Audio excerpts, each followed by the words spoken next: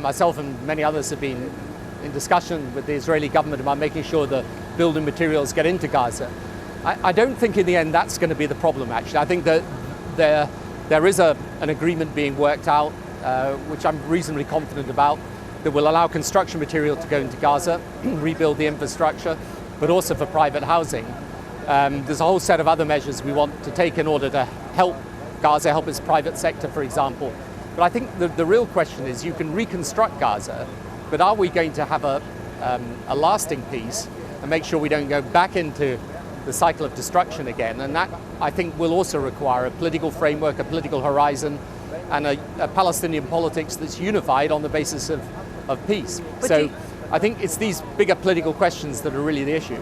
It was interesting, I thought, today, the Egyptian President Fattah al-Sisi, he called for the vision of the Arab Peace Initiative to be considered. Now, just for our viewer, that would be full recognition of the Jewish state, but only if it gives up all land seized in the 1967 Middle East war and agrees to, and I quote, open to interpretation, a just solution for Palestinian refugees.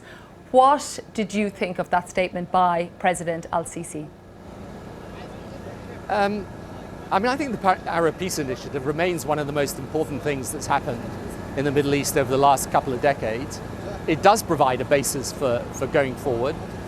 67 borders with agreed land swaps is essentially that's as it were, the traditional formula for the borders of a Palestinian state.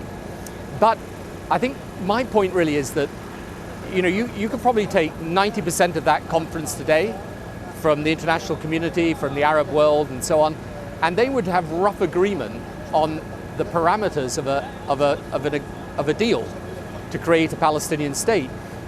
The issue and the challenge is the politics, both Israeli and Palestinian, that at the moment aren't cohering in a way that allow us to take that pretty clear shared international vision and make it a reality. So that's why I say I think the critical thing is really the politics. So how do you then get in there and begin to try and battle the ideological political positions that are obviously so firmly entrenched? Right, I think the first thing is, if we're going to reconstruct Gaza, it should be done under the authority of the Palestinian Authority, President Abbas and their Prime Minister Hamdallah. And it's very important that that process of change in Gaza is led by unified politics. In other words, Gaza and West Bank together. So Hamas and Fatah, which are the two main Palestinian parties, have agreed that they will have a process of reconciliation.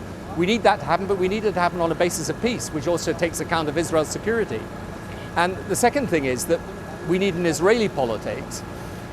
We need to have a clear way forward so that when the Palestinians get into a negotiation, they know there's a serious political horizon for statehood, because otherwise they think we're just going to go and talk and not come to an agreement.